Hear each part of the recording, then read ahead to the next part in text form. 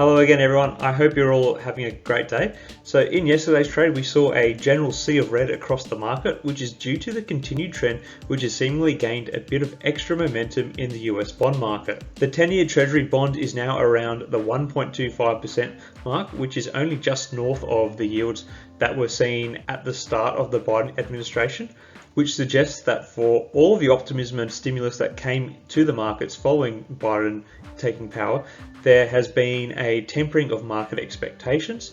However, we have seen a little bit of bounce back since those lows in the 10-year Treasury market. However, I say that because in this same time frame, we did see the astronomical rise of AMC stock, initially in the shadows of GameStop. However, now it appears to be running its own narrative in terms of a short squeeze market play. In this video, I want to have a little bit of a look at some of the recent events around the AMC short squeeze effort and give my thoughts for how I think this is going to play out. As a disclaimer, I don't have a stake in AMC, but I have watched it from the side and looked at a number of other short squeeze candidates recently, some of which I have taken part in. I personally love a good short squeeze. Something doesn't sit right with me about someone making money from someone, or in this case, some company's misfortune. Many people who are committed to the AMC short squeeze probably agree with this sentiment. However, also they are hanging out for a big payday at the end of the day. Anyway, like I said, I don't have a position in AMC, so I'm trying to approach this objectively. I would encourage others to do the same, as investing with emotion is often a poor play.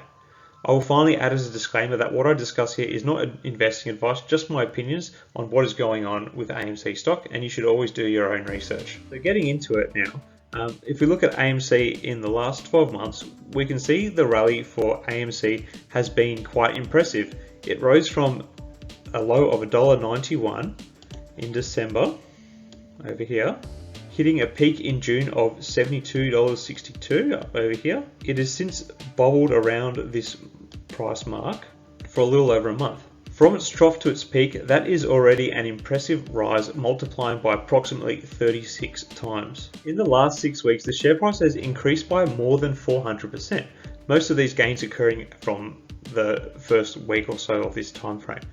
What is quite a good sign for the stock in general is that the 20, 50 and 100 day moving averages are converging, which are signified by the green, black and red line on this chart. By converging, this is establishing the current price mark as more of an established stock price, which will give the stock a greater sense of price stability. And this is further backed up by a properly behaving relative strength index in this period of time. The price has declined when it has been overbought, such as here.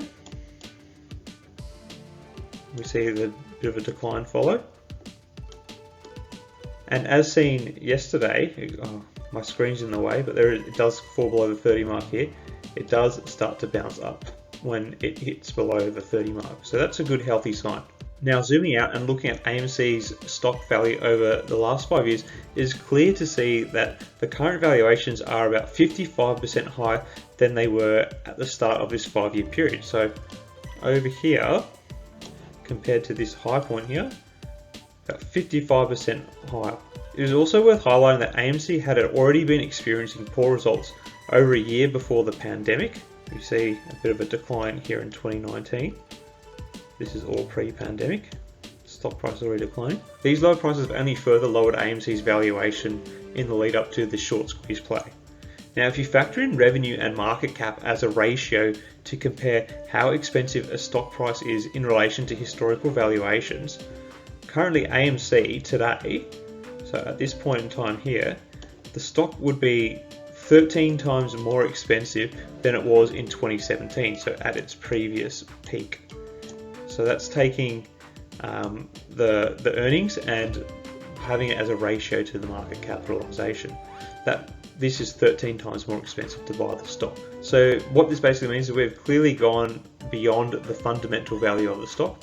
Fundamentally, this is now clearly overvalued, but if you are playing the short squeeze, this is not really a problem. Now, when you look at the current short data, overall on the MarketWatch website, AMC is no longer one of the stocks with the highest percentage of the float being currently shorted, which means that the potential that could come from the short squeeze has reduced, and that the outstanding short percentage of total float is now less than 23%, as that was the lowest score on this list. Also, looking at the data on screen here, particularly the failure to deliver rate, which is the graph on the right, we can see that the short squeeze starts here in January, and we can see an increasing amount of shorts that fail to deliver in the lead up to June. However, following the spike in June, the shorts fails to deliver seems to have almost disappeared. After the start of June, they kind of go missing. So what does that all mean? In recent days, there has been a slowdown in the shorts trading activities, as seen by the decline in the short volume ratio over here.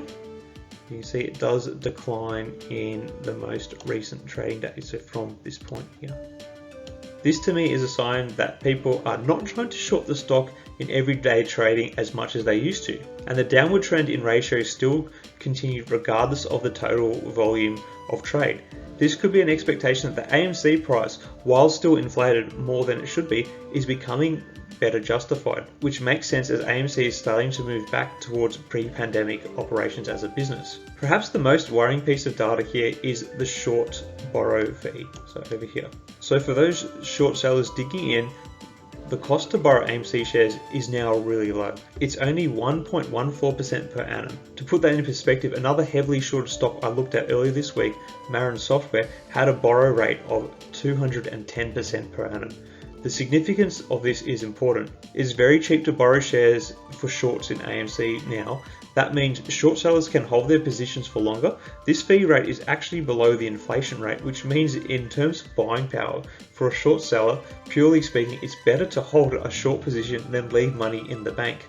If I was playing the short squeeze on AMC, this is the figure that would potentially have me the most worried, as short sellers have a waiting power.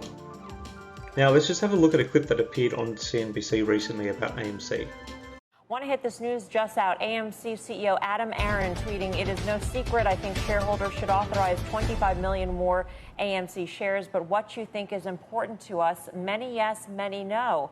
AMC does not want to proceed with such a split, so we are canceling the July vote on more shares. No more such requests in 2021. AMC shares are responding, as you might expect. They are higher by more than 3% at this hour." Along with that tweet, Joe, it's worth noting that he has this little graphic. It says something like, "We hear you, we see you."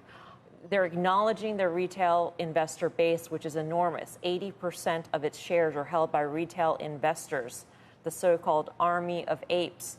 And if your retail investors don't want to be diluted, you can't ignore that. And it's apparent that Adam Aron is acknowledging that this morning. But the challenge is to, make hay while the sun shines. And those shareholders, if the corporate proceeds were going to be used to justify the valuation by expanding the business or branching out into other businesses, then you want to raise money. It makes sense to raise money when you can. But you talk to a lot of the people in this stock, particularly the ones who are the influencers in this stock, it's not a fundamental story.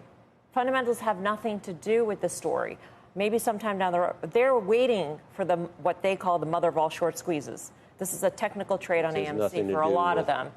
And the fundamental story, it's great if it works out. Well, as a CEO, that's weird I'm not sure what the real story is behind all this and what Adam Aron is thinking. Because in his view, I would think that he wouldn't care as much about currying favor with that sort of I don't know. Are they long-termers? Are they long-termers? Are they people that care about the fundamentals of AMC, or they want to squeeze the shorts, make their money, and leave? They're longer-termers than a lot of people thought. They're longer-termers than a lot of people. Squeeze the shorts, make their money, and leave. Adam Aron's like, he cares about all shareholders. They are the shareholder base they are. Right now. It is the sign of the times. And he said, it's worth noting in the tweet, we'll no longer have such requests in 2021. He also said that's the next 6 months. He said one of two. 2022 could be a different story. We're going to see two. That was one of two. That was the very end of it. So there's another one coming, and I haven't seen it yet. So,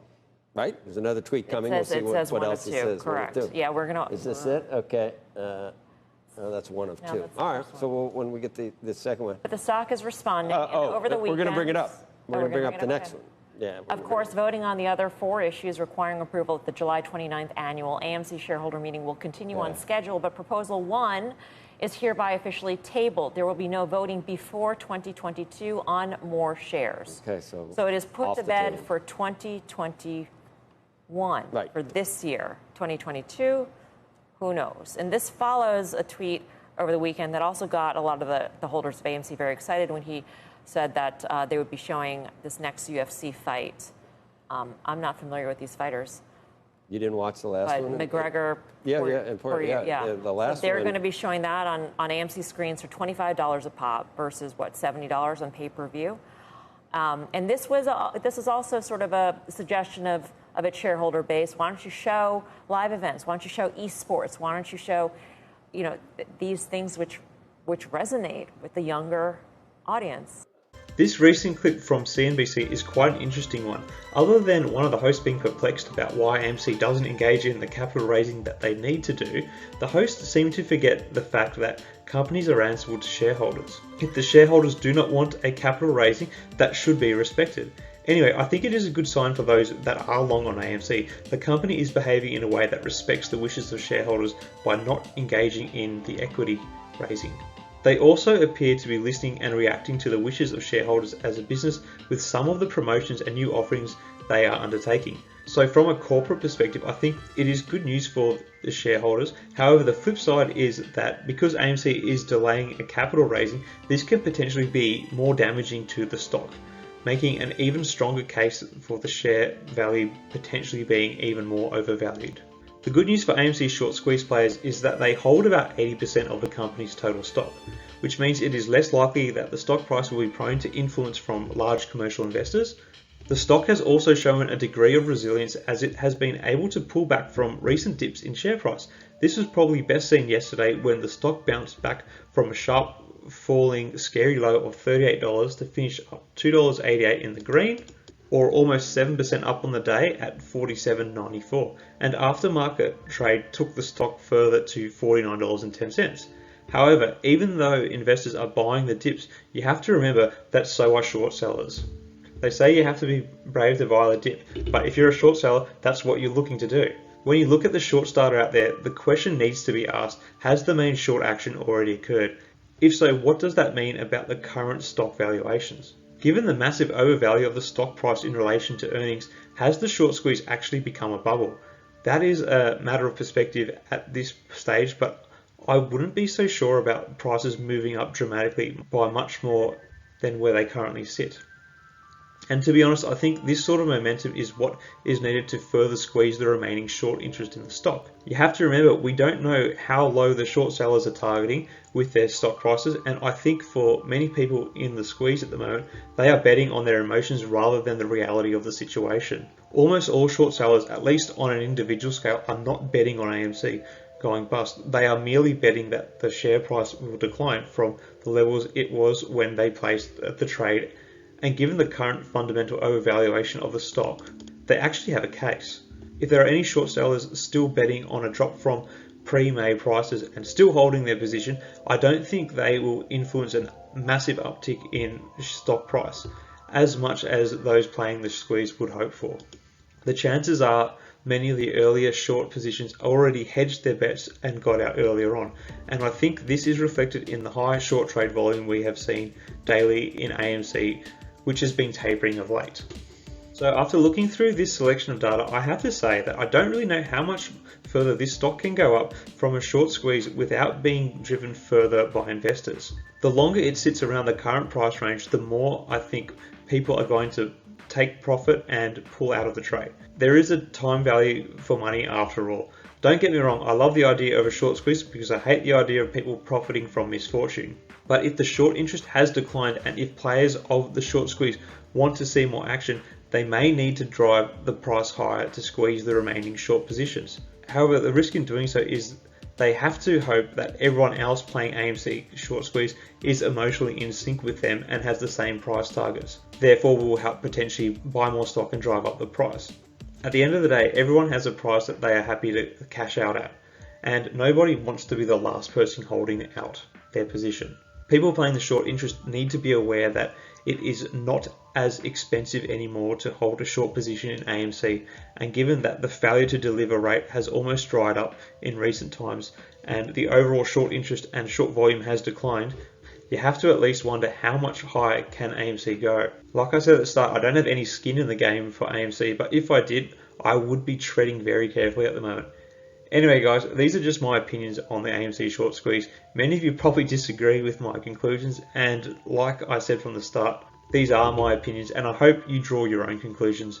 From the bottom of my heart, I want you all to make money on this play. However, I also think you should at least pause and reflect to assess the end game goals for this trade.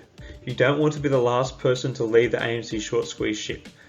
Thanks for watching guys. I would love to hear what you all think about my observations in the comments below.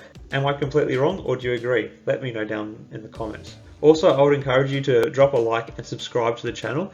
I try to post regularly and have been humbled by the support I have been receiving to date. Anyway guys, until next time, good luck with your trading, all the best, see ya.